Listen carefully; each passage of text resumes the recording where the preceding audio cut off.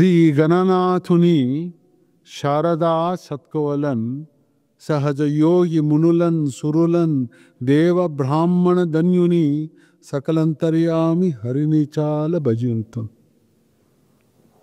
ಸದ್ಗುರು ತಾತಯ್ಯನವರ ಪಾದದಲ್ಲಿ ಮಾನಸಿಕ ಪೂಜೆಯನ್ನು ಮಾಡುತ್ತಾ ಗುರು ತಾತಯ್ಯನವರು ಋಷಿ ಮುನಿಗಳು, ಯೋಗಿಗಳು, ವರಕವಿಗಳು, ಜ್ಞಾನಿಗಳು, ಕಾಲಜ್ಞಾನಿಗಳು ಮತ್ತು ಸದ್ಗುರು. ಸದ್ಗುರು ಅಂದರೆ ಪರಮಾತ್ಮ. ಜೀವ ಮತ್ತು ಪರಮಾತ್ಮ ಎರಡೂ ಒಂದಾದಾಗ ಅದು ಪರಮಾತ್ಮ ಆಗಿಬಿಡ್ತಾನೆ. ಸದ್ಗುರು ಅಂದರೆ ತಾತಯ್ಯನವರು ಪರಮಾತ್ಮ. ಅವರು ಮಾನವ, ಎಲ್ಲ ಮಾನವರು ಕೂಡ, ಮತ್ತು ಬರೇ ಮಾನವ ಅಷ್ಟೇ ಅಲ್ಲ, ಎಲ್ಲ ಜೀವರಾಶಿಗಳು ಕೂಡ ಅವರು ಈ ತಾರಕ ಮಂತ್ರವನ್ನು ಉಪದೇಶವನ್ನು ಮಾಡಿದ್ದಾರೆ. ಗುರು ಉಪದೇಶ, ರಾಮ ತಾರಕ ಮಂತ್ರ. ಇದನ್ನು ಅರ್ಥ ಮಾಡ್ಕೊಳೋ ಮುಂಚೆ, ಇದನ್ನು ಪ್ರಾರಂಭ ಮಾಡೋದಕ್ಕಿಂತ ಮುಂಚೆ ನಾವು ಎಲ್ಲಿದ್ದೇವೆ, ನಾವು ಯಾರು ಅಂತ ನಾವು ಅರಿವು ಮಾಡ್ಕೋಬೇಕು. ಈ ವಿಶ್ವದಲ್ಲಿ ಸೃಷ್ಟಿ, ಸ್ಥಿತಿ, ಲಯ, ಹುಟ್ಟು, ಬದುಕು, ಸಾವು, ಸ್ವಲ್ಪ ಇದು ನಿರಂತರವಾಗಿ ನಡೀತಾ ಇದೆ. ನಾವೆಲ್ಲರೂ ಇದನ್ನು ನೋಡ್ತಾನೇ ಇದ್ದೇವೆ. ಹುಟ್ಟು, ಬದುಕು, ಸಾವು, ಈ ಮೂರು ನಿರಂತರವಾಗಿದೆ.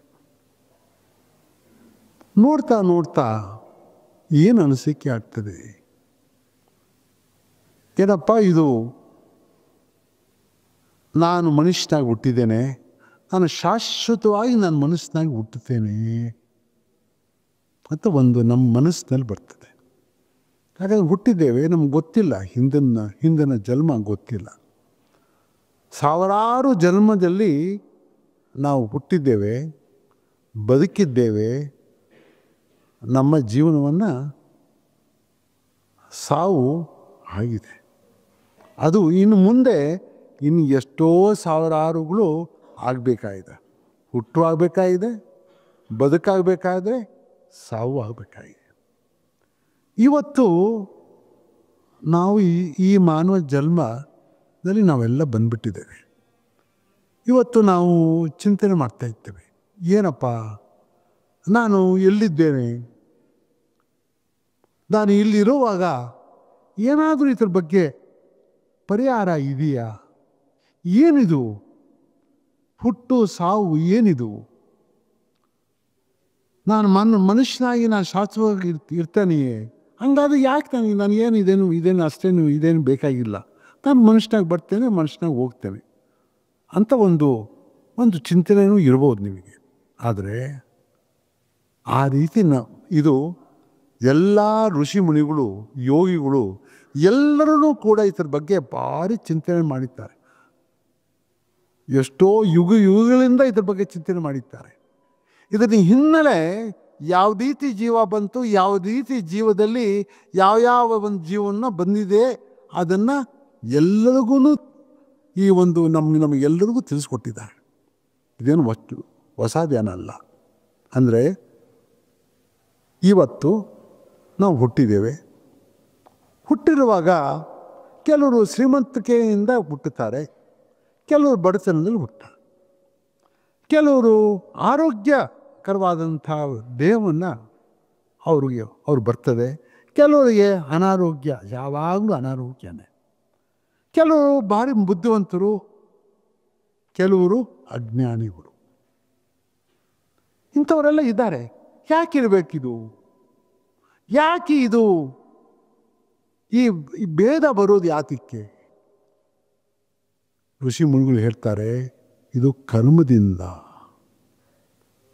ಕರ್ಮ ಹಿಂದಿನ ಕರ್ಮದಲ್ಲಿ ಅಂದರೆ ಯಾವತ್ತು ಕರ್ಮ ಪ್ರಾರಂಭವಾಯಿತು, ಯಾವತ್ತು ಪರಮಾತ್ಮ ಸೃಷ್ಟಿಯನ್ನು ಮಾಡಿದ್ದಾನೋ ಆವತ್ತು ಕರ್ಮ ಪ್ರಾರಂಭ ಆಗಿದೆ. ಕರ್ಮ ಅಂದರೆ ಒಂದು ಧರ್ಮದ ಒಂದು ಕೊಟ್ಬಿಟ್ಟಿದ್ದಾನೆ. ಶಾಸ್ತ್ರವನ್ನು ಅಂದರೆ ಲಾ, ಶಾಸ್ತ್ರ ಅಂದರೆ ಲಾ, ಅದರಲ್ಲೇ ನಾವು ಹೋಗ್ಬೇಕು. ಆಗು ಹೋಗಲೆಲ್ಲ ಅದರಲ್ಲಿ ನಾವು ನಮ್ಮ ಜೀವನವನ್ನು ಕಳಿಬೇಕು. ಅದರಲ್ಲಿದ್ದಾಗ ನಮಗೆ ನೋಡಪ್ಪ ಯಾವುದೂ ತೊಂದರೆ ಇರೋದಿಲ್ಲ, ನಮಗೆ ಪರಮಾತ್ಮನಲ್ಲಿ ಸೇರುವಂಥ ಹುಟ್ಟು ಸಾವಿನ ದಾಟುವಂಥ ಸಮಯ ನಮಗೂ ಸಿಗ್ತದೆ.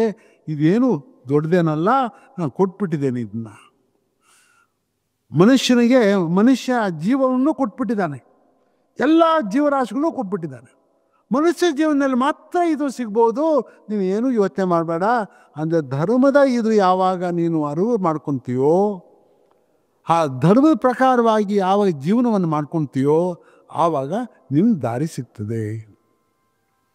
ಗುರುಗಳು ನಿನ್ನ ಹತ್ರ ಬಂದು ನಿನಗೆ ದಾರಿಯನ್ನು ತೋರಿಸ್ಕೊಡ್ತಾರಪ್ಪ, ಏನೂ ಚಿಂತನೆ ಇಲ್ಲ ಅಂತ.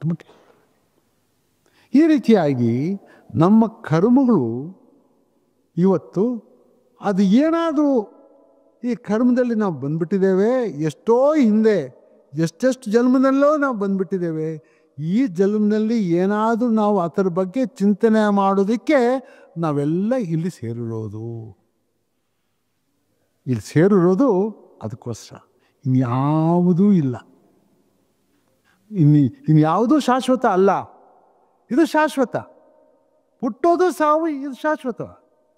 ಅದನ್ನು ಏನಾದರೂ ತಡೆ ಆಗ್ಬೋದಾ ಅಂತಕ್ಕಂಥದ್ದೇ ಈ ಗುರುಗಳ ಚಿಂತನೆ. ಋಷಿ ಮುನಿಗಳು, ತಾತಯ್ಯನವರು ಇದರ ಬಗ್ಗೆ ನಾನಾ ರೀತಿಯಲ್ಲಿ, ಒಂದು ತಾರಕ ಮಂತ್ರ ಅಲ್ಲ, ಅವರು ಋಷಿ ಮುನಿಗಳು ಅನೇಕ ತಾರಕ ಮಂತ್ರವನ್ನು ಕೊಟ್ಟಿದ್ದಾರೆ.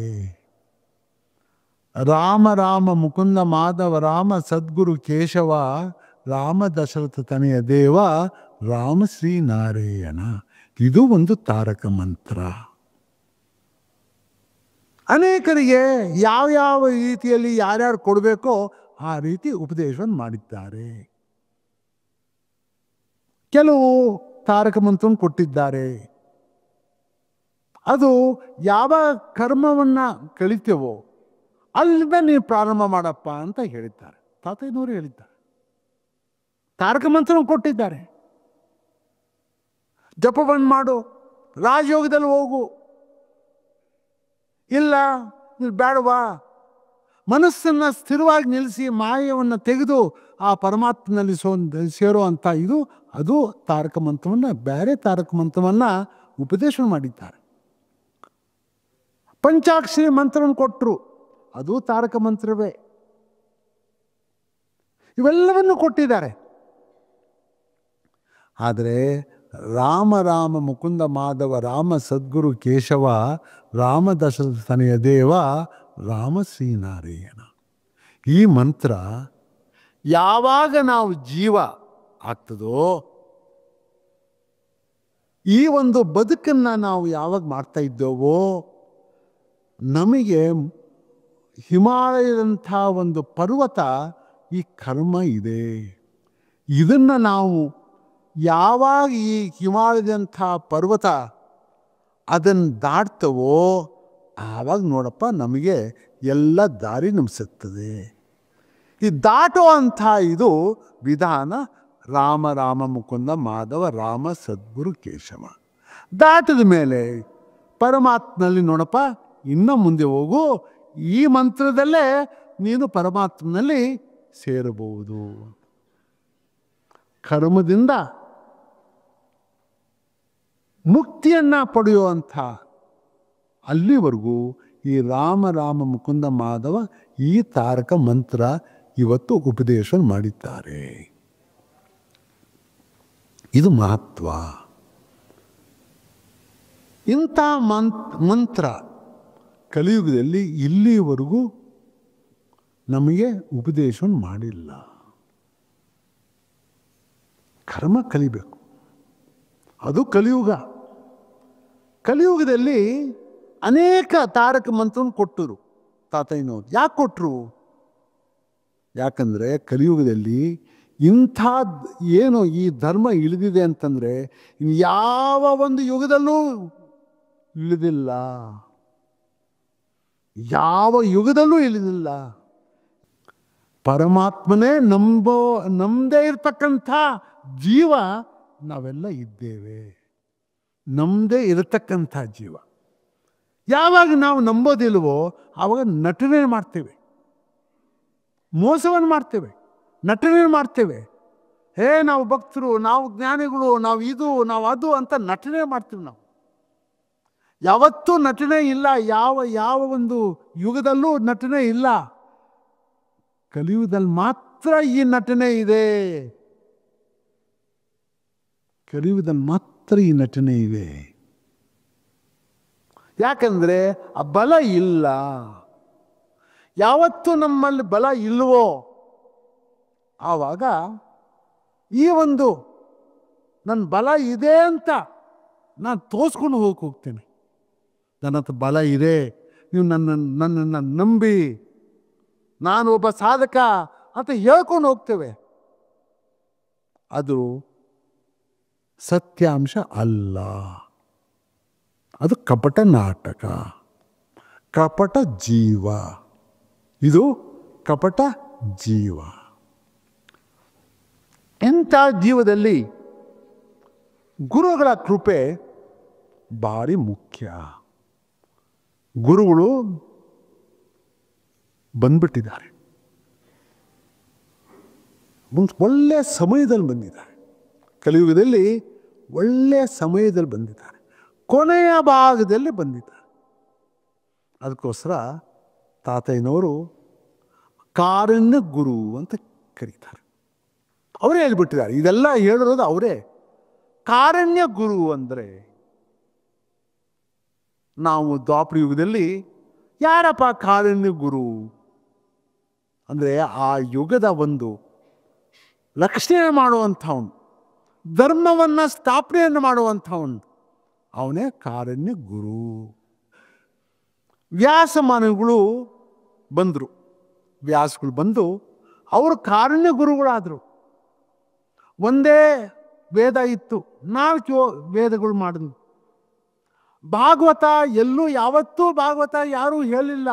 ಅವರು ನಿಮಗೆ ಈ ಒಂದು ಸುಲಭವಾಗಿ ಆ ಕಥೆಯನ್ನು ಎಲ್ಲ ಭಾಗವತದಲ್ಲಿ ಎಲ್ಲ ಕಥೆಯನ್ನು ಕೇಳಿ ನಿಮಗೆ ನೋಡಪ್ಪ ಈ ಜೀವನ ಏನಪ್ಪ ಸಾಕ್ಷಿ ಅಂತಂದರೆ ಭಾಗವತದಲ್ಲಿ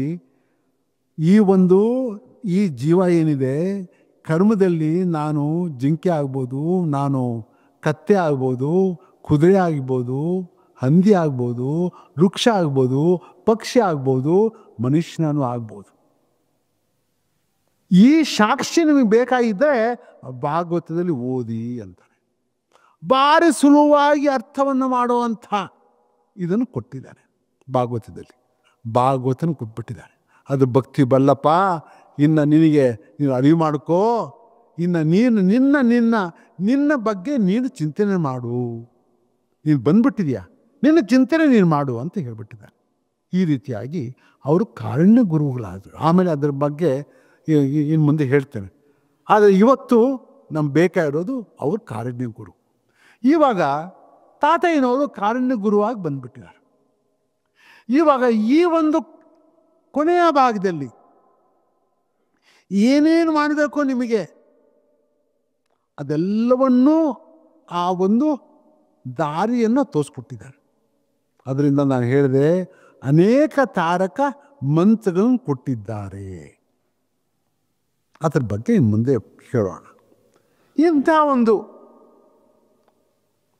ಗುರು ಇಲ್ಲದೆ ನೀವು ಏನೂ ಮಾಡೋಕ್ಕಾಗೋದಿಲ್ಲ.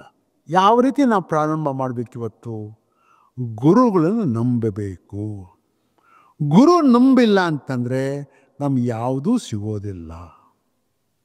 ಒಂದು ಭಾಗವತದಲ್ಲಿ ಒಂದು ಕತೆ ಬರ್ತದೆ, ಕೃಷ್ಣ ಮತ್ತು ಕುಚೇಲನ ಕತೆ. ಏನಪ್ಪ ಈ ಕತೆ? ದ್ವಾರಕನಲ್ಲಿ ಕುಚೇಲ ಬಂದ್ಬಿಟ್ಟಿದ್ದಾನೆ. ಭಾರಿ ಸಂತೋಷ ಆಗ್ಬಿಟ್ಟಿದೆ ಕೃಷ್ಣನಿಗೆ. ಹೋಗ್ಬಿಟ್ಟು ಅವನು ತಬ್ಕೊಂಡು ಬಂದಿದ್ದಾನೆ. ಭಾರಿ ಬಡವ, ಏನೂ ಇಲ್ಲ, ಒಂದು ಅವಲಕ್ಕಿ ಒಂದು ಹಿಡ್ಕೊಂಡು ಬಂದಿದ್ದಾನೆ ಅಷ್ಟೇ, ಇನ್ನೇನೂ ಇಲ್ಲ. ಅವನು ಅಲ್ಲಿಂದ ಆ ಮನೆಯಲ್ಲಿ ಆ ಮನೆಯವರು ಕಳಿಸಿದಾಗ ಏನಾದರೂ ಕೇಳಿಬಿಟ್ಟು ಈ ಪರಿಹಾರ ಮಾಡಿ ಅಂತ ಕೇಳ್ಕೊಂಡು ಕಳಿಸ್ಕೊಟ್ಟಿದ್ದಾರೆ. ಕುಚೇಲ ಏನೂ ಅದ್ರ ಬಗ್ಗೆ ಚಿಂತನೆ ಮಾಡಲಿಲ್ಲ. ಕೃಷ್ಣನ ಪಾದಗಳಲ್ಲಿ ಮನಸ್ಸನ್ನು ಇಟ್ಕೊಂಡು ಬಂದಿದ್ದಾನೆ. ಇನ್ನೇನೂ ಕೇಳಿಲ್ಲ ಅವನು. ನಿನ್ನ ಒಂದು ದರ್ಶನ ಆಗೋದಕ್ಕೆ ನಾನು ಬರ್ತಾ ಇದ್ದೇನೆ ಅಂತ ಬರ್ತಾ ಇದ್ದಾರೆ. ಬಂದ, ಕರ್ಕೊಂಡು ಹೋದ್ರು. ಆ ಅರಮನೆಯಲ್ಲಿ ಕುಚೇಲನ್ನ ಕುಣಿಸಿ ಪಾದಗಳನ್ನು ತೊಳೆದಿದ್ದಾನೆ. ಮಿತ್ರನಾಗಿ ಪಕ್ಕದಲ್ಲಿ ಕೂತ್ಕೊಂಡು ಮಾತಾಡ್ತಾ ಇದ್ದಾನೆ. ಎಂಥ ಮಾತು! ಆ ಗುರು ಸಾಂದೀಪಿನಿ ಇರ್ತಕ್ಕಂಥ ಆ ಗುರುಗಳ ಅವನು ಯಾವ ರೀತಿಯಾಗಿ ನಾವು ಇದ್ದು ನಾವು ಏನು ನಾವು ಆ ಗುರುಗಳ ಒಂದು ಅನುಭವ ಏನೇನಾಯಿತು ನಮಗೆ, ನಮ್ದು ಏನು ಇದು ಆ ಒಂದು ಕೃಪೆ ನಮಗೆ ಯಾವ ರೀತಿ ಸಿಕ್ತು ಅಂತಕ್ಕಂಥ ಇದೆಲ್ಲವನ್ನು ಇವರಿಬ್ಬರು ಸ್ನೇಹಿತರು ಮಾತಾಡ್ತಾ ಇದ್ದಾರೆ. ಕೃಷ್ಣ ಒಂದು ಮಾತು ಹೇಳ್ತಾನಲ್ಲಿ, ನೋಡಪ್ಪ, ನನಗೆ ಗುರು ಪಾದ ಸಿಕ್ಬಿಟ್ರೆ ಅದರಂಥ ಒಂದು ಶ್ರೇಷ್ಠ ಯಾವುದೂ ಇಲ್ಲಪ್ಪ ನನಗೆ. ನೀನು ಯಾವ ಯಜ್ಞಾದಿಗಳು ಮಾಡು, ಇದು ಮಾಡು, ಎಂಥ ರಾಸುವ ಯಾಗಗಳು ಮಾಡು, ಅದರಿಂದ ನನಗೇನು ಸಂತೋಷ ಆಗುವುದಿಲ್ಲ. ನೀನು ತಪಸ್ ಮಾಡು, ಇನ್ನುಗಳನ್ನ ಹತೋಟಿಯಲ್ಲಿ ತಂದು ಒಂದು 50 ವರ್ಷ 100 ವರ್ಷ ತಪಸ್ ಮಾಡಿದಾರಲ್ಲ ಹಿಂದಿನ ಕಾಲದಲ್ಲಿ, ಅಂತ ಮಾಡಿದ್ರು ಕೂಡ ನನಗೆ ಅಂಥ ತೃಪ್ತಿ ಏನಲ್ಲ, ಅಷ್ಟು ತೃಪ್ತಿ ಆಗೋದಿಲ್ಲ.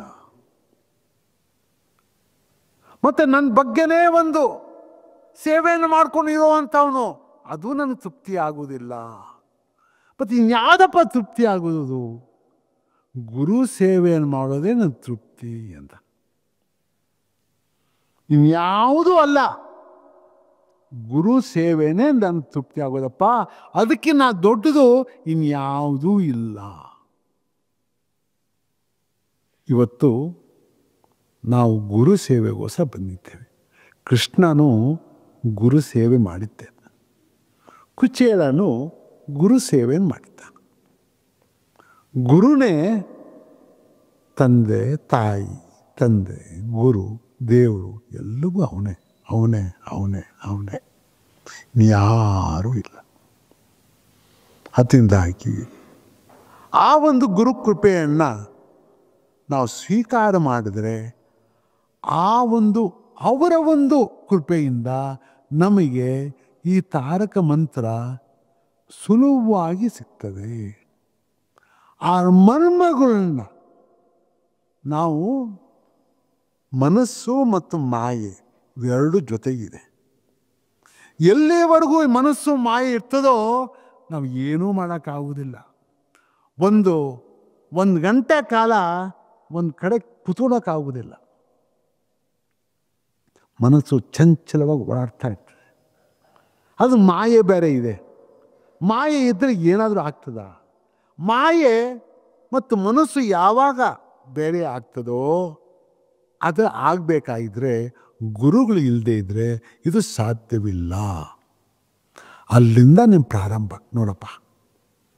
ಎಲ್ಲ ಪ್ರಾರಂಭ ಆಗೋದು ಗುರು ಅನುಗ್ರಹದಿಂದ ಮಾತ್ರ ಇದು ಸಾಧ್ಯ, ಇಲ್ಲ ಅಂದರೆ ಇದು ಸಾಧ್ಯವಿಲ್ಲ ಅಂಥ ಒಂದು ಗುರುಗಳ ಒಂದು ಕೃಪೆಯಿಂದ ನಾವು ಇವತ್ತು ಅವ್ರ ಸಾಷ್ಟಾಂಗ ನಮಸ್ಕಾರ ಮಾಡುತ್ತಾ ನಮ್ಮ ಆತ್ಮವನ್ನು ಅವರ ಪಾದದಲ್ಲಿ ಮಾನಸಿಕವಾಗಿ, ನೀವು ಯೋಚನೆ ಮಾಡಬೇಡಿ ಮಾನಸಿಕ ಅಂದರೆ ಏನು, ಸಮಯ ಮನಸ್ಸಿನಲ್ಲಿ ಹೇಳ್ತೇನೆ. ಅದಕ್ಕೆ ಒಂದು ಕಥೆ ಹೇಳ್ತೀನಿ ಕೇಳಿ. ಒಬ್ಬ ಇದು ಗುರು ಶಿಷ್ಯರ ಒಂದು ಪರಂಪರೆ. ಹಿಮಾಲಯದಲ್ಲಿ ಓಡಾಡ್ತಾ ಇದ್ದಾರೆ ಗುರು ಮತ್ತು ಶಿಷ್ಯ. ಹೋಗ್ತಾ ಇದ್ದಾರೆ. ಶಿಷ್ಯ ಒಂದಿನ ಎಲ್ಲ ಹೋದ, ಹೋಯ್ತು ಬಾಪ ನೀವು ನೋಡ್ಕೊಂಬಾಪ ಅಂತ ಕಳಿಸ್ಕೊಟ್ರು ಶಿಷ್ಯನ. ಅವನು ಹೋಗ್ತಾ ಇದ್ದಾನೆ, ಒಂದು ಗವಿ ನೋಡ್ದ, ಸಾಯಂಕಾಲ ಆಗಿತ್ತು, ಸ್ವಲ್ಪ ಇಲ್ಲಿ ಹೋಗ್ಬಿಟ್ಟು ವಿಶ್ರಾಂತಿ ತೊಗೊಳ್ಳೋಣ ಅಂತ ಹೊರಗಡೆ ಹೋಗಿದ್ದಾನೆ. ಹೋಗ್ಬಿಟ್ಟು ಸ್ವಲ್ಪ ಅವನ ಆಯಾಸ ಆಗಿತ್ತು, ಮಲಗಿಬಿಟ್ಟ. ಒಂದು ಬಟ್ಟೆಯನ್ನು ತೊಗೊಂಡು ಮಲಗಿಬಿಟ್ಟಿದ್ದಾನೆ. ಏನೋ ಒಂದು ಬೆಕ್ಕು ಥರ ಇದು ಅದ್ರ ಮೇಲೆ ಕೂತ್ಕೊಂಡು ಹಾರಾಡ್ತಾ ಇತ್ತು. ಏನಪ್ಪ ಇದು ಅಂತ ತೆಗೆದು ನೋಡ್ದ, ಅಲ್ಲಿ ಹುಲಿ ಮಗು 2 ಹುಲಿ ಮಕ್ಕಳು ಅಲ್ಲಿ ಇದ್ರ ಮೇಲೆ ಕುಣಿದಾಡ್ತಾ ಇತ್ತು. ನೋಡ್ದ, ಏನು ಎಷ್ಟು ಚೆನ್ನಾಗಿದ್ದಾವೆ ಈ ಹುಲಿ ಇದು ಮಗು, ಭಾರಿ ಚೆನ್ನಾಗಿದೆಯಲ್ಲ ಅಂತ ಅವನು ಸವರಿಸ್ಕೊಂಡು ಇದ್ದ. ಅವಾಗ ತಾನೇ ಒಂದು 2-3 ದಿನ ಆಗಿದೆ ಹುಟ್ಟಿ, ಸವರಿಸ್ಕೊಂಡು ಇದ್ದ. ಅಷ್ಟೊತ್ತಿಗೆ ನೋಡ್ತಾನೆ, ಹುಲಿ ಮುಂದೆ ಇದೆ, ಕಾಯ್ಕೊಂಡಿದೆ, ನೋಡ್ತಾ ಇದೆ. ನೋಡ್ದ, ಗುರುಗಳಿಗೆ ಜ್ಞಾಪಕ ಬಂತು, ಮನಸ್ಸಿನಲ್ಲಿ ಹೇಳ್ದ, ಅಪ್ಪ ನಾನು ನಿನ್ನ ಮಕ್ಕಳನ್ನ ಏನೂ ತೊಂದರೆ ಕೊಡಬೇಕು ಅಂತ ನಾನು ಬಂದಿಲ್ಲ, ನಾನೇನೋ ವಿಶ್ರಾಂತಿ ಮಾಡೋಕ್ಕೆ ನನಗೆ ಆಯಾಸ ಆಗಿತ್ತು, ಬಂದ್ಬಿಟ್ಟಿದ್ದೇನೆ, ಇಲ್ಲಿ ಇದ್ದೆ. ಪಾಪ ಮಕ್ಕಳು ನೋಡಿದಾಗೂ ಕೂಡ ನನಗೆ ಅನ್ನಿಸ್ಲಿಲ್ಲ, ಅಯ್ಯೋ ಚೆನ್ನಾಗಿರಲಿ ಮಗು ಅಂತ ನಾನು ಮನಸ್ಸಿನಲ್ಲಿ ಹೇಳ್ತಾ ಇದ್ದೇನೆ. ಅಪ್ಪ ನಿನ್ನ ಮಕ್ಕಳು ನಾನು ಏನು ತೊಂದರೆ ಕೊಡ್ತಾ ಇಲ್ಲ, ನಾನು ಇಲ್ಲಿಂದ ಹೋಗ್ತೇನೆ, ನೀನು ನೋಡ್ಕೊಪ್ಪ, ತಾಯಿ ಮಕ್ಕಳು ಚೆನ್ನಾಗಿರಪ್ಪ ಅಂತ ಮನಸ್ಸಿನಲ್ಲಿ ಹೇಳಿ ಎಲ್ಲ ಮೂಟೆಗೆ ಕಟ್ಕೊಂಡು ಆಚೆ ಹೋಗ್ತಾ ಇದ್ದಾನೆ. ಹುಲಿ ಹಂಗೆ ಕೂತ್ಕೊಂಡ್ಬಿಟ್ಟಿದೆ. ನೋಡಪ್ಪ, ಇದು ಮನಸ್ಸಿನಲ್ಲಿ ಮಾತಾಡುವಂಥ ವಿಚಾರ. ನೀನು ಬಹಿರಂಗವಾಗಿ ಮಾತಾಡಿದ್ರೆ ಆ ಹುಲಿ ಕೇಳ್ತಾ ಇತ್ತೇನು? ಸ್ವಲ್ಪ ಯೋಚನೆ ಮಾಡಿ. ಇದೇ ಮಾನಸಿಕ ಪೂಜೆ ಅಂತ ಹೇಳ್ತಾರೆ. ಯಾಕೆ ಮಾನಸಿಕ ಪೂಜೆ? ಮಾನಸಿಕ ಪೂಜೆ ಅಂದರೆ ಪರಮಾತ್ಮ ನಿನ್ನಲ್ಲಿ ಇದ್ದಾನೆ, ನೀನು ಅವನ ಪಾದಗಳು ನೋಡ್ತಾ ಇದೀಯಾ, ಗುರುಗಳ ಪಾದ ನೋಡ್ತಾ ಇದೀಯಾ, ನೀನು ಪೂಜೆ ಮಾಡ್ತಾ ಇದೀಯಾ, ಅದೇ ಮಾನಸಿಕ ಪೂಜೆ. ಈ ಮಾನಸಿಕ ಪೂಜೆಯನ್ನು ಗುರುಗಳ ಅನುಗ್ರಹದಿಂದ ಇದು ಸಾಧ್ಯವಾಗ್ತದೆ. ಇಲ್ಲ ಅಂದರೆ ಈ ಮರ್ಮ ನಿಮಗೆ ಸಿಗೋದಿಲ್ಲ. ಎಲ್ಲಿವರೆಗೂ ಮನಸ್ಸು ಸ್ಥಿರವಾಗಿ ನಿಲ್ಲಿಸೋದಕ್ಕೆ ಸಾಧ್ಯವಿಲ್ವೋ ಅಲ್ಲಿವರೆಗೂ ನಿಮ್ಮ ಸಾಧನೆ ಆಗೋದಿಲ್ಲ. ಸಾಧನೆಯಿಂದ ಏನು ಮಾಡಬೇಕು? ಗುರುಗಳನ್ನು ನಂಬಬೇಕು. ಶಾಶ್ವತವಾಗಿ ಅಪ್ಪ ನೀನು ಎಲ್ಲವೂ ನೀನೇ ನೀನೇ ನೀನೇ ನೀನೇ ನೀನೇ ನೀನೇ ನೀನೇ ಅಂತ ನಂಬಬೇಕು. ಒಬ್ಬನೇ ಗುರು, ಒಬ್ಬನೇ ತಾಯಿ, ಒಬ್ಬನೇ ತಂದೆ, ಯಾರೂ ಇಲ್ಲಪ್ಪ. ಎಲ್ಲಿವರೆಗೂ ಅದು ಬರೋದಿಲ್ವೋ ನಿನಗೆ ಸಿಗೋದಿಲ್ಲ. 2 ಅಂದರೆ ಹೋಯಿತು. 1 ಅಂತಂದರೆ ನಿನಗೆ ಫಲ ಸಿಗ್ತದೆ. ಫಲ ಸಿಗೋದಕ್ಕೂ ಕೂಡ ಗುರುಗಳು ಎಲ್ಲರಿಗೂ ಫಲ ಸಿಗ್ತದೋ? ನೋಡಪ್ಪ, ಒಬ್ಬೊಬ್ಬರು ಒಂದೊಂದು ಕರ್ಮದಲ್ಲಿ ಬಂದಿದ್ದೀರಿ. ಇವತ್ತು 50 ಜನ 60 ಜನ ಇವತ್ತಿನ ದಿವಸ ಬಂದಿದ್ದೀರಿ. ಒಬ್ಬೊಬ್ರಿಗೂ ಒಂದೊಂದು ಕರ್ಮ ಇದೆ. ಒಬ್ಬರು ಒಂದೊಂದು ಕರ್ಮ ಇದೆ ಅಂದರೆ ಅರ್ಥ ಏನಂದರೆ, ಒಬ್ಬರಿಗೆ ಗುರುಗಳು ಸಿಕ್ಬಿಟ್ರೆ ಏನಪ್ಪ, ಒಂದು 3 ಜನ್ಮ ಆಗ್ತದೋ? ಆಗ್ಬೋದು ಸ್ವಾಮಿ. ಯಾರು ತೀರ್ಮಾನ ಮಾಡೋರು? ಗುರು ತೀರ್ಮಾನ ಮಾಡೋರು. ಇನ್ನೊಬ್ಬರು ನೋಡ್ತಾನೆ, ಅಪ್ಪ ಇವನು ಒಂದು 6 ಜನ್ಮದಲ್ಲಿ ಇವನು ನಾನು ಕರ್ಕೊಂಡು ಹೋಗ್ತೇನೆ ಅಂತಾರೆ. ಇನ್ನೊಬ್ಬರನ್ನ 10 ಜನ್ಮದಲ್ಲಿ ನಾನು ಕರ್ಕೊಂಡು ಹೋಗ್ತೇನೆ ಅಂತ. ಈ ರೀತಿಯಾಗಿ ನೀವು 50 ಜನ ಏನು ಬಂದಿದ್ದೀರಿ, ಒಬ್ಬೊಬ್ಬರಿಗೆ ಒಂದೊಂದು. ನೀವು ಮತ್ತು ಗುರು ಇಬ್ಬರೇ, ಬೇಡವ್ರು ಯಾರೂ ಇಲ್ಲ ಇಲ್ಲಿ. ನೀವುಂಟು, ಗುರುಗಳು ಉಂಟು. ನೀನು 3 ಜನ್ಮಾನ 6 ಜನ್ಮಾನ 10 ಜನ್ಮಾನ 20 ಜನ್ಮಾನ ನಿನಗೇನು ಗೊತ್ತು? ಅವ್ರಿಗೆ ಗೊತ್ತಿದೆ, ನಿನಗೆ ಗೊತ್ತಿಲ್ಲ. ಅದು ಭಾಗವತದಲ್ಲಿ ಭಾರತದ ಇವ ಭರತನ ಕತೆ ಗೊತ್ತಿದೆ. ಎಂಥ ಭರತ, ಈ ದೇಶವನ್ನು ಇನ್ನು ಹೆಸರು ಇಟ್ಟಿರತಕ್ಕಂಥ ಭರತ, ಅವನಿಗೆ 3 ಜನ್ಮ ಬಂತು. ಏನೋ ಸಿಕ್ಬಿಡ್ತಾನೆ ಅಂತ ಹೋದರೆ ಅವನು ಜಿಂಕೆಯಾಗಿ ಹುಟ್ಬಿಟ್ಟ. ಬಟ್ ಅವನಿಗೆ ಗೊತ್ತಿತ್ತು. ಯಾಕೆ ಗೊತ್ತಿತ್ತು? ಅವನಿಗೆ ಅಂಥ ಅದು ನಿಷ್ಠೆಯಿಂದ ಎಲ್ಲ ನಿಷ್ಕಾಮದಲ್ಲಿ ಅವನ್ನೆಲ್ಲ ಮಾಡಿದ್ದ. ಅವನು ನಾನು ಏನು ತಪ್ಪು ಮಾಡಿದ್ದೆ ಅನ್ನೋದು ಗೊತ್ತಾಗ್ಬಿಡ್ತು ಅವನಿಗೆ. ಅದರಿಂದ ಅರಿವಿತ್ತು. ಅಂಥ ಅವನಿಗೆ 3 ಜನ್ಮ ಆಯಿತು. ನಮಗೆ ಎಷ್ಟು ಜನ್ಮ ಅಪ್ಪ? ಸ್ವಲ್ಪ ಅರ್ಥವನ್ನು ಮಾಡ್ಕೊಳ್ಳಿ. ಇನ್ನು ಎಷ್ಟು ಜನ್ಮ ಆಗ್ಬೇಕು ನಮಗೆ? ಅಂಥ ಧರ್ಮಸ್ಥನಿಗೆ ಕೂಡ 3 ಜನ್ಮ ಆಯಿತು. ಏನೋ ಒಂದು ಚಿಕ್ಕ ಒಂದು ತಪ್ಪು ಮಾಡಿದ್ದಕ್ಕೆ. ನಾವು ಎಷ್ಟು ತಪ್ಪುಗಳು ಮಾಡ್ತೇವೆ, ಎಷ್ಟು ಜಾರ್ತೇವೆ, ಒಂದು ಕ್ಷಣದಲ್ಲಿ ನಾವು ಜಾರ್ತಾ ಇದ್ದೇವೆ. ಇದು ಸಾಧ್ಯವೇ? ಅದರಿಂದಾಗಿ ನಮಗೆ ಗುರು ಇಲ್ಲದೆ ಕತ್ಲಪ್ಪ, ಅಜ್ಞಾನ. ಆ ಜ್ಞಾನ ನಮಗೆ ಸಿಗೋದಿಲ್ಲ. ಇದರಿಂದಾಗಿ ಗುರುಗಳನ್ನ ನಂಬಿಡಿ. ಎಲ್ಲಿವರೆಗೂ ನೀವು ಗುರು ನಿಮ್ಮ ಪಾದ ನಿಮ್ಮ ಮನಸ್ಸಿನಲ್ಲಿ ಹೆಂಗಿರಬೇಕು ಅಂದರೆ, ಒಂದು ಎಲೆ ಮನಸ್ಸಿನಲ್ಲಿ ಅಪ್ಪ ನಿನ್ನ ಹೆಬ್ಬಟ್ಟಿನಲ್ಲಿ ತುಳಸಿ ಎಲೆಯನ್ನು ಇಟ್ಟಿದ್ದೇನೆ ಅಂತಂದರೆ ಅವರಿಗೆ ಕಾಣಬೇಕು. ಅದು ಮನಸ್ಸಿನಲ್ಲಿ ನಿನ್ನ ಮನಸ್ಸು ಗುರುಗಳ ಮನಸ್ಸು ಒಂದಾಗಬೇಕು. ಇದು ಆವಾಗ ಮಾತ್ರ ನನಗೆ ಫಲ ಸಿಗ್ತದಪ್ಪ. ಇಲ್ಲ ಇಲ್ಲ ಇಲ್ಲ ಇಲ್ಲ ತಿಳ್ಕೊ. ಇದೇ ಸತ್ಯ, ಇದೇ ಸತ್ಯ, ಇದೇ ಸತ್ಯ. ಇವತ್ತು ರಾಮ ತಾರಕ ಮಂತ್ರ ಬಿಟ್ಟಿದ್ದಾರೆ.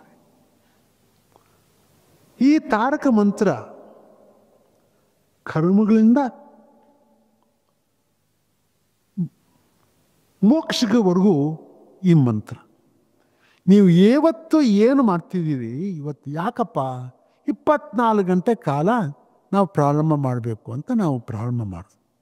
ಆವಾಗ ಗುರುಗಳ ಕೃಪೆ. ಆವಾಗ ಏನಪ್ಪ, ಏನಾದರೂ ಒಂದು ಏನು ಮಾಡಬೇಕು, ಯಾವ ರೀತಿಯಾಗಿ ನಾವು ಈ ಒಂದು ರಾಮಕೋಟಿಯನ್ನು ಜಪವನ್ನು ಮಾಡುವಂಥ ವಿಧಾನ ಯಾವುದು?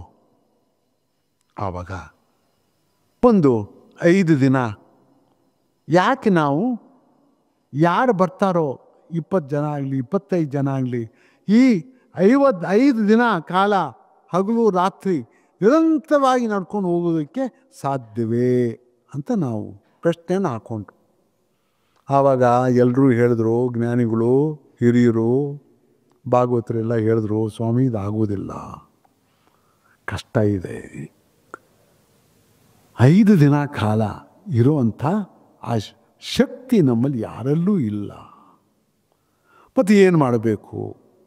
ಆಮೇಲೆ 3 ದಿನಕ್ಕೆ ಬಂದು ಕೊನೆಯದಾಗಿ ಸ್ವಾಮಿ 1 ದಿನ ನಾವು ಪ್ರಾರಂಭ ಮಾಡೋಣ.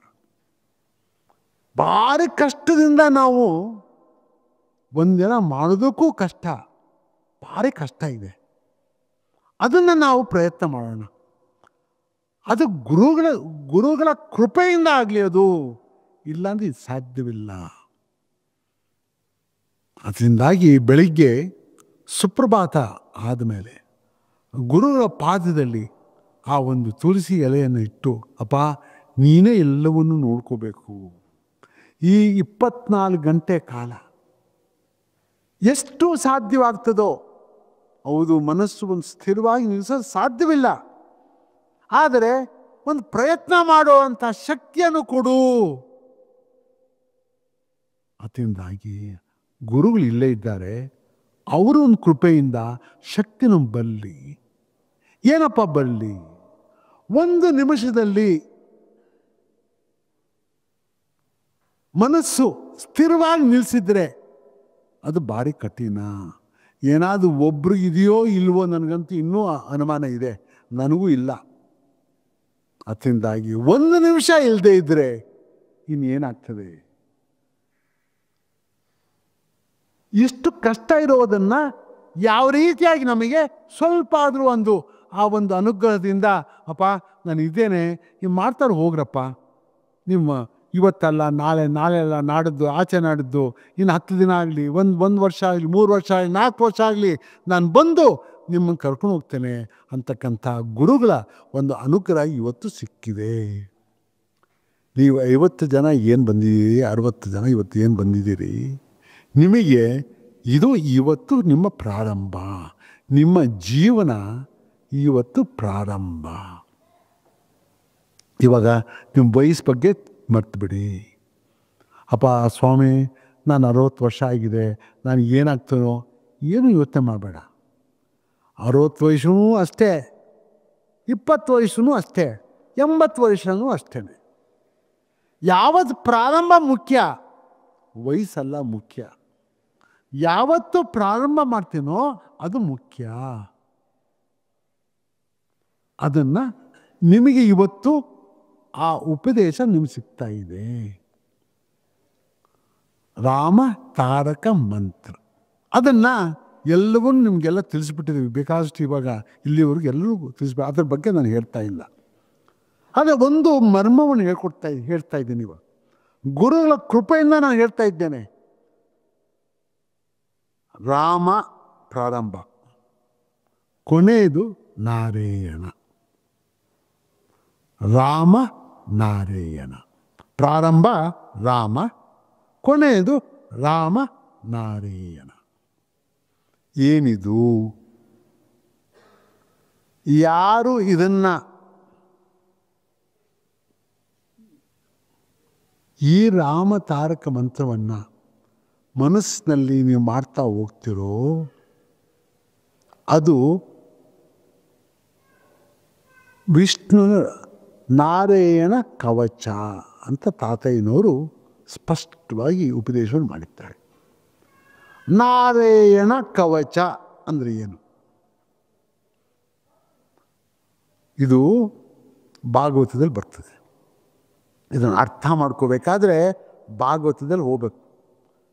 ಭಾಗವತದಲ್ಲಿ ಒಂದು ಸಮಯದಲ್ಲಿ ಇಂದ್ರನಿಗೂ ಮತ್ತು ದೇವತೆಗಳಿಗೂ ಏನು ಇವ್ರಿಗೆ ರಾಕ್ಷಸರಿಗೂ ಯುದ್ಧ ಆಗುವಂಥ ಸಮಯದಲ್ಲಿ ಅವರು ಭಾರಿ ಬಲಾಢ್ಯ ಆಗಿರ್ತಕ್ಕಂಥ ರಾಕ್ಷಸರಿಗೆ ಅವರಿಗೆ ಏನಪ್ಪ ಮಾಡೋದು, ಇಂದ್ರನಿಗೆ ದೇವತೆಗಳಿಗೆ ಇನ್ನು ಸೋಲೋ ಅಂಥ ಸಮಯ ಬಂದಿದೆ, ಏನು ಮಾಡೋದು ಅಂತ ಆವತ್ತು ಇವ್ರ ಹತ್ರ ಹೋಗ್ತಾರೆ.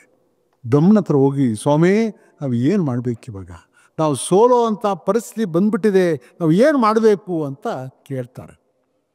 ಅವ್ರು ಬ್ರಹ್ಮ ಹೇಳ್ತಾನೆ, ಇದು ಭಾರಿ ಮುಖ್ಯ.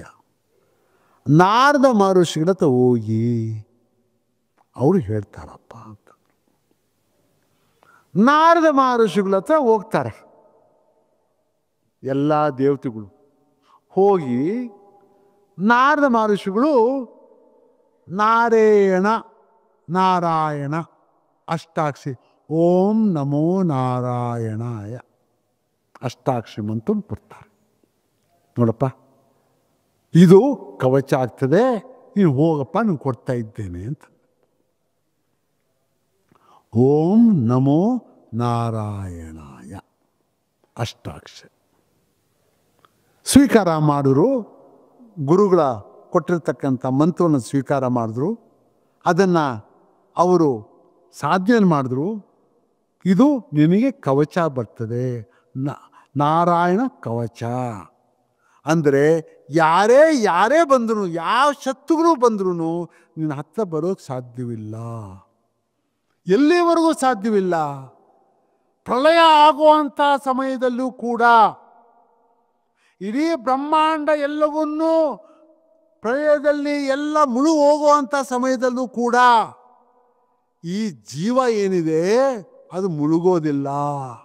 ಬೆಂಕಿನಲ್ಲಿ ಹಾಕಿದ್ರೆ ಅದು ಸುಡೋದಿಲ್ಲ, ನೀರಿನಲ್ಲಿ ಹಾಕಿದ್ರೆ ಅದು ನೀರಿನಲ್ಲಿ ಸೇರೋದಿಲ್ಲ, ಯಾರು ಏನೂ ಸೇರೋಕ್ಕಾಗೋದಿಲ್ಲ. ನಿನ್ನ ಆತ್ಮ ಜೋಪಾನವಾಗಿ ಕವಚದಲ್ಲಿ ಇದೆ, ಅದು ರಕ್ಷಣೆ ಮಾಡ್ತದೆ. ಇನ್ನು ಬರುವಂಥ ಒಳ್ಳೆಯ ಸಮಯದಲ್ಲಿ ಬಂದು ನಿನಗೆ ಆ ಜಾಗದಲ್ಲಿ ಅಲ್ಲಿ ಇಟ್ಬಿಡ್ತಾನಪ್ಪ. ಅಂಥ ಕವಚ ಇದು. ನಾರಾಯಣ ಕವಚ ಅಂತ ಹೇಳಿದ್ದಾರೆ. ಆ ಕವಚ ತಾತಯ್ಯನವರೇ ಹೇಳ್ತಾ ಇದ್ದಾರೆ, ಅಪ್ಪ ಇದು ನಾರಾಯಣ ಕವಚ. ನೋಡಿ, ಆ ಮೂಲ ಹೆಸರು ನಾರಾಯಣ. ಆ ಮೂಲ ಮಂತ್ರ ಅದನ್ನು ಬದಲಾವಣೆ ಮಾಡತಕ್ಕಂಥ ಎಷ್ಟೋ ಯುಗಗಳು ನೂರಾರು ಯುಗಗಳು ಆಗ್ಬಿಟ್ಟಿದ್ದಾವೆ. ಈ ಯುಗದಲ್ಲಿ, ಕಲಿಯುಗದಲ್ಲಿ ತಾತಯ್ಯನವರ ಅವರ ಒಂದು ಕೃಪೆಯಿಂದ, ಪರಮಾತ್ಮ ಕೃಪೆಯಿಂದ, ಅವ್ರ ಬಾಯಿಂದ ಈ ನಾರಾಯಣ ಪದ ಬಂದ್ಬಿಡ್ತು, ಬೀಜಾಕ್ಷರ. ಇದೇ ನಿಜವಾದಂಥ ಬೀಜಾಕ್ಷರ ಅಂದರು. ಇದು ಆಶ್ಚರ್ಯವಾದಂಥ ಆ ನಾರಾಯಣ ಕವಚ ಇವತ್ತಿನ ದಿವಸ ನಿಮ್ಗೆ ಕೊಡ್ತಾ ಇದ್ದಾರೆ.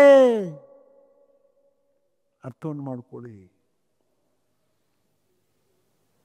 ಇವಾಗಾದರೂ ನೀವು ಯಾರಿದು ನಾರಾಯಣ, ಯಾರಿದು ಗುರು, ಅರ್ಥವನ್ನು ಮಾಡ್ಕೊಳ್ಳಿ.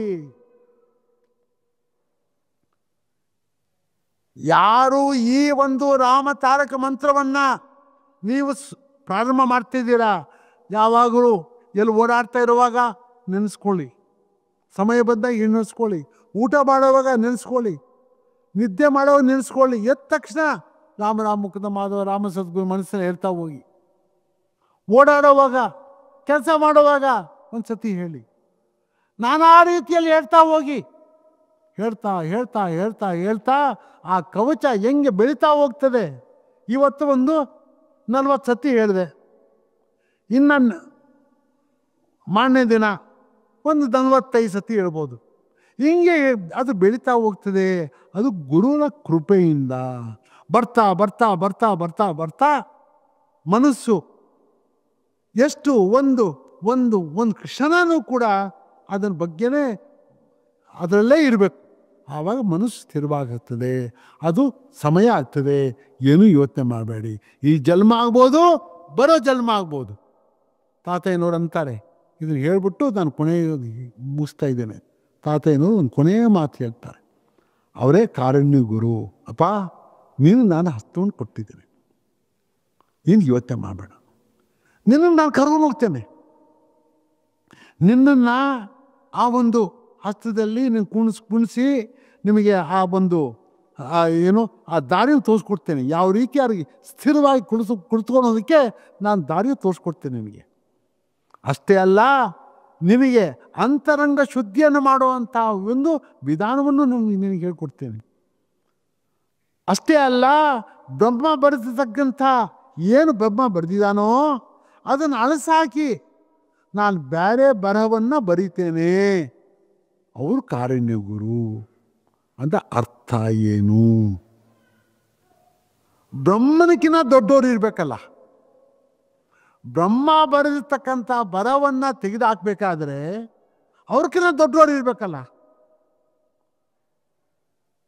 ತಾತಯ್ಯನವರು ಈ ಬ್ರಹ್ಮ ಬರೆದಿರ್ತಕ್ಕಂಥ ಬರವನ್ನು ತೆಗೆದುಹಾಕಿ ನಾನು ನಿನ್ನನ್ನು ಬರೀತೇನೆ. ಅವರು ಕಾರುಣ್ಯ ಗುರು ಅಂದರೆ ಪರಮಾತ್ಮ. ಅರ್ಥವನ್ನು ಮಾಡಕೋ. ಅವರೇ ಏನೇನಾಗಬೇಕಾಗಿದೆ ಅಂದರೆ ನಿನ್ನ ಬರಹವನ್ನು ಬದಲಾವಣೆ ಮಾಡುವಾಗ ಇಡೀ ನಮ್ಮ ವಿಶ್ವದ ಬದಲಾವಣೆನೂ ಕೂಡ ಯಾರು ಬರೀತಾರೆ? ಅವರೇ ಬರೀಬೇಕು. ಕಲಿಯುಗದಲ್ಲಿ ಕಾರುಣ್ಯ ಗುರು ಒಬ್ಬನೇ ಬರ್ತಾನೆ. ಅರಿವು ಮಾಡ್ಕೊಳ್ಳಿ. ನಿಮ್ಮ ಅದೃಷ್ಟ ಅದು. ಇಲ್ಲಿ ಯಾವ ಜಾತಿ ಮತ ಭೇದ ಯಾವುದೂ ಇಲ್ಲ. ಇಲ್ಲಿ ಗುರು ಒಬ್ಬರೇ. ನೀನೊಬ್ನು, ಗುರು ಒಬ್ಬನು, ಇಬ್ರು. ಯಾರಿಗೂ ಇಲ್ಲ ಇಲ್ಲಿ. ಯಾವ ಅಧಿಕಾರನೂ ಇಲ್ಲ. ಯಾರು ಗುರುಗಳತ್ತ ನೀನು ಅಪ್ಪ ನೀನೇ ನನ್ನ ತಾಯಿ, ನೀನೇ ನನ್ನ ತಂದೆ ಅಂತ ಹೋಗ್ತೀಯೋ ಅವನ ಮಾತ್ರ ಇದು ಸಾಧ್ಯತೆ, ಇನ್ಯಾರಿಗೂ ಇಲ್ಲ. ಅದಕ್ಕೋಸ್ಕರ ತಾತಯ್ಯನವರು ಭಾರಿ ಮುಖ್ಯವಾಗಿ ಹೇಳ್ಬಿಟ್ಟಿದ್ದಾರೆ. ಆ ತತ್ವದಲ್ಲಿ, ಗುರು ತತ್ವದಲ್ಲಿ ಹೇಳಿದ್ದಾರೆ, ಸಮಭಾವನೆ, ಆತ್ಮ ಸಾಮರಸ್ಯ. ಯಾರು ಇದರಲ್ಲಿ ಇರ್ತಾರೋ ಮನಸ್ಸಿನಲ್ಲಿ ಅವ್ರು ಮಾತ್ರ ಇದು ಸಿಗ್ತದೆ, ಮೋಕ್ಷ ಸಿಗ್ತದೆ. ಈ ದಾರಿಯನ್ನ, ಈ ರಾಮ ತಾರಕ ಮಂತ್ರ ಸಿಗ್ತದೆ. ನೋಡಪ್ಪ ಹೋಗಿ ಅಂತ. ಸಮಭಾವನೆ ಮತ್ತು ಸಾಮರಸ್ಯ. ಇವೆರಡೂ ಯಾರು ಸಾಧನೆಯನ್ನು ಮಾಡ್ತೀರೋ ಅವ್ರು ಮತ್ತೆ ಸಿಗ್ತದೆ ಅಂತಂತಂದು. ಅಂತಾಗಿ ಇವಾಗ ನೀವುಂಟು, ಗುರುಗಳುಂಟು, ಇನ್ಯಾರು ಮಧ್ಯದಲ್ಲಿ ಇಲ್ಲ. ನೀವು ಅವ್ರ ಬಗ್ಗೆ ಸದಾ ಕಾಲ ಚಿಂತನೆ ಮಾಡಿ ಆ ರಾಮ ತಾರಕ ಮಂತ್ರವನ್ನು ಹೇಳ್ತಾ ಹೇಳ್ತಾ ನೀವು ಇವಾಗ ಏನು ಇದನ್ನು ಯಾಕೆ ಇದನ್ನು ಮಾಡಿದ್ದೇವೆ ಅಂತ ತಿಳ್ಕೊಳ್ಳಿ. ಏನು ಮಾಡಬೇಕು? ಇವಾಗ 60 ಜನ ಇದ್ದೀರಿ. ಒಂದು 25 ಜನ ಒಂದು ಪ್ರಾರಂಭದಲ್ಲಿ ಅರ್ಧ ಗಂಟೆ ಕಾಲ ನೀವು ಮಾಡಿ. ಬೇರೆಯವರು ಇನ್ನು 35 ಜನ ಏನಿರ್ತಾರೆ, 35-40 ಜನ ಏನಿರ್ತಾರೆ, ನೀವು ಕೇಳಿಸ್ಕೊಳ್ತಾ ಇರ್ರಿ, ಕೂತ್ಕೊಂಡು ಕೇಳ್ತಾ ಇರ್ರಿ. ಅರ್ಧ ಗಂಟೆ ಆದಮೇಲೆ ಅವ್ರು ಬರ್ತಾರೆ ಕೂತ್ಕೊಂತಾರೆ, ನೀವು ಹೋಗ್ತೀರ. ನೀವು ಹೇಳ್ತಾ ಇರ್ರಿ, ಇವ್ರು ಕೇಳಿಸ್ಕೊತಾ ಇರಲಿ. ನೀವು 24 ಗಂಟೆ ನೀವು ಕೇಳ್ತಾನೇ ಇರಬೇಕು. ನೀವು ಹೇಳ್ತಾ ಇರಬೇಕು, ಇಲ್ಲಾಂದರೆ ಕೇಳಿಸ್ಕೊತಾ ಇರಬೇಕು. ಮಧ್ಯದಲ್ಲಿ ಇನ್ಯಾವುದೂ ಇಲ್ಲ. ಎರಡೇ, ಹೇಳೋದು ಇಲ್ಲ ಕೇಳ್ಕೊಳೋದು. ನೋಡಪ್ಪ, ಇದು ಬಿಟ್ಟು ಮೂರನೇದಿಲ್ಲ ಇಲ್ಲಿ. ಅರ್ಥ ಆಯ್ತಾ ನಿಮಗೆ? ಯಾವ ಚಿಂತೆಯನ್ನು ಮಾಡಬೇಡಿ. ನಾಳೆ ಬೆಳಿಗ್ಗೆವರೆಗೂ ಯಾರು ನಿದ್ರೆ ಇಲ್ಲಿ ಸ್ವಲ್ಪ ನಿದ್ರೆ ಮಾಡೋವಾಗೂ ಅದು ರಾಮ ಮುಖಂದ ಮನಸ್ಸನ್ನ ಹೇಳ್ತಾ ಹೋಗಿ. ಏನು ಯೋಚನೆ ಮಾಡಬೇಡಿ. ಯಾವ ಇದಕ್ಕೂ ನೀವು ಯೋಚನೆ ಮಾಡಬೇಡಿ. ಅವನಿದ್ದಾನೆ, ನಿಮ್ಮನ್ನು ನೋಡ್ಕೊತಾನೆ, ಮಾಡ್ಕೊಂಡು ಹೋಗ್ತಾ ಇದೆ. ಈ ಪ್ರಾರಂಭ ನಾವು ಇವತ್ತಿನ ದಿವಸ ಪ್ರಾರಂಭ ಮಾಡ್ತಾ ಇದ್ದೇವೆ. ನಿಮ್ಮಿಂದ ಈ ಒಂದು ಬೀಜ ಬಿತ್ತನೆ ಆಗಿದೆ, ಇನ್ನು ಪ್ರಾರಂಭ ಆಗ್ತದೆ. ನೋಡಪ್ಪ, ಎಷ್ಟು ನಿಮ್ಮ ಅದೃಷ್ಟ ನೀವು ಕೇಳಿ. ಇನ್ನಿಂಥ ಅದೃಷ್ಟ ಯಾರ್ಯಾರು ಸಿಕ್ಕಿದೆಯೋ ನಿಮಗೆ ಸಿಕ್ಕಿದೆ ಸ್ವಾಮಿ, ನಿಮಗೆ ಸಿಕ್ಕಿದೆ. ಸ್ವೀಕಾರ ಮಾಡಿ, ಶರಣಾಗತಿ ಆಗಬೇಡಿ. ಈ ಒಂದು ಅನುಗ್ರಹವನ್ನು ಪಡೀರಿ. ನಿಮ್ಮ ಜೀವನವನ್ನು, ನಿಮ್ಮ ಕರ್ಮಗಳನ್ನ ನಾಶವನ್ನು ಮಾಡಿ ಎಷ್ಟು ಶೀಘ್ರ ಈ ಪರಮಾತ್ಮನಲ್ಲಿ ಈ ಜನ್ಮನೋ 10 ಜನ್ಮನೋ 20 ಜನ್ಮನೋ ಇನ್ನು ಇದೇ ಈ ಕಲಿಯುಗನೇ ಕೊನೆ ಅಂತ ನೀವು ತೀರ್ಮಾನ ಮಾಡಿಬಿಡಿ. ಕಲಿಯುಗದಲ್ಲೇ ನಾನು ಕೊನೆ ಆಗಬೇಕು.